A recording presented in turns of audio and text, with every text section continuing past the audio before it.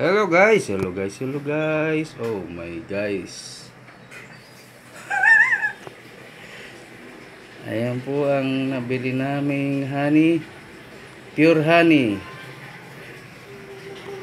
Subukan ko lang po kung ito'y original talaga. Ayan, titingnan po natin. Malalaman po natin kung original ang laman o hindi. Kung fake. Gagamitan po natin siya ng isang basong tubig. Ayan po tubig oh. Yan. Ito titingnan natin kung original o hindi ang laman ng honey na ere. Yun lang, paano bubuksan? Buksan muna natin. Oh my guys. Ano ba bubuksan ere? Tingnan natin guys kung fake o tunay.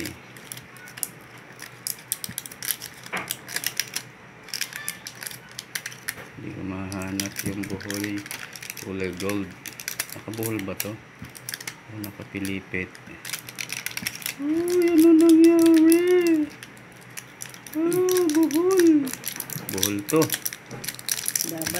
Ayun. Yun na guys, nabuksan na natin guys. Oh my guys, meron na namang silyado ulit. Ano natin bubuksan to? Babukas mo ang ganyan. Pakipunit nga Jomel. Meron na isang kamay. Punitin mo nga yung silyado.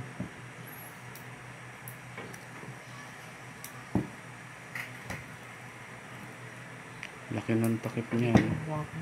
Matigas. Hindi po kaya guys. Wait a minute guys ha. Okay. Gunting talaga. Maganda nga kutsilyo eh.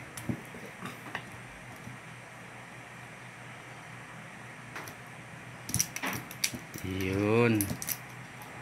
Bukas din. Isilipin po natin. Pwede na, bumukas na mga kaibigan. Ayan na.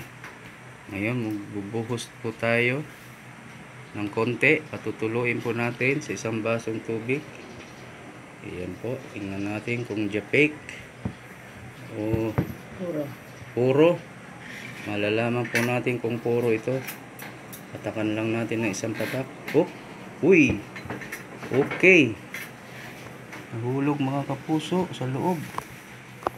Hindi na yun. Purong-puro po ito. Purong asukal. Saan na? Nandun ba sa loob?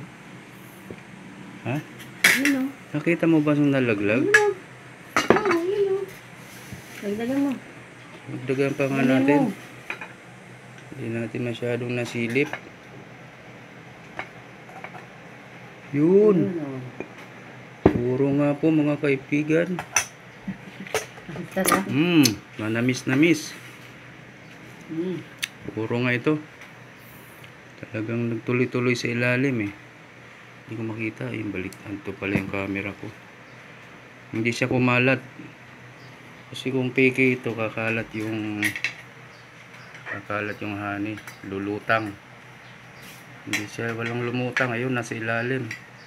May isa pa, susindihan daw. Hindi masyado masilip dito sa ano natin. Sa camera natin. Ayun, bumaba talaga sa ilalim. So, tunay po ito. Tunay talaga. Yun, nasa ilalim lahat. Bumaba talaga. Yun.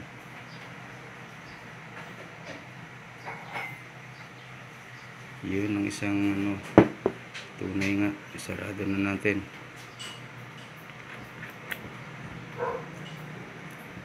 Tunay na honey. Okay guys, thank you guys.